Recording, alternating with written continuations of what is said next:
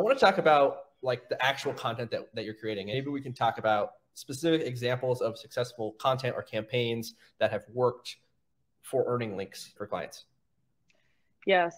So there are several components that go into this. I think if you're starting to do this or you're trying to improve, the easiest thing to do is to focus on data. And the reason I say that is because you basically, and this is harkening back to our journalism backgrounds, newsworthiness is key to earning media, which sounds obvious. We're talking about the news, it should be newsworthy, but what that actually means can get a little more nebulous. We're not breaking news as marketers, probably, unless we have full newsrooms in somewhere.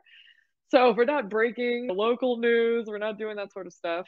We have to create news or contextualize it are two of the ways that I think about it.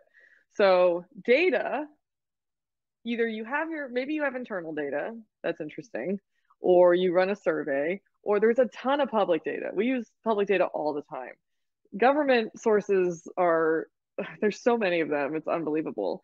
And even though they exist, not everybody's analyzing them in the same way. They're not comparing it to other data sets and looking for correlations that are interesting. But data, if it's analyzed in a new way or even visualized in a new way, can be newsworthy because it's the first time it's being presented that way. Even if the information has been around for 6 months, if nobody's taken the time to really analyze it in an interesting, impactful way, that is still newsworthy. You're taking that data and providing a news story. So I think data is kind of like the shortcut to a lot of the things, the other elements of newsworthiness for people who are trying to do this, especially like more than once. But I mentioned contextualization. Stacker's really great about this.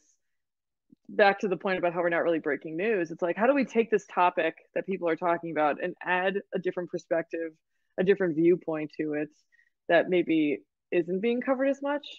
A lot of the questions our newsroom asks themselves is like, how is this different in the past? How does this differ to similar things? And how does it differ to different things? And I think the best way to break that down, because that can sound fairly vague, is one of our newsroom staff gave me the example of, say you're talking about like education budget, right? So if you're talking about the current education budget, how is it different, or government, like what the government is deciding to allot? How is that different from the past years, decades? Has it improved, declined? Is it stagnant? What have been the factors, etc.? Then you can compare it to other budgets. How much is going to education versus military or whatever else?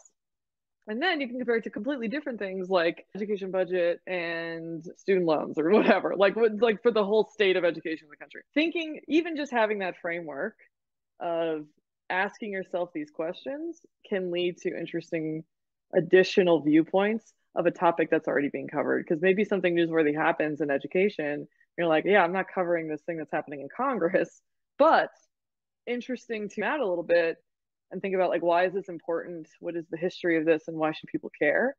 You might be able to pull these other threads that can lead to interesting perspectives.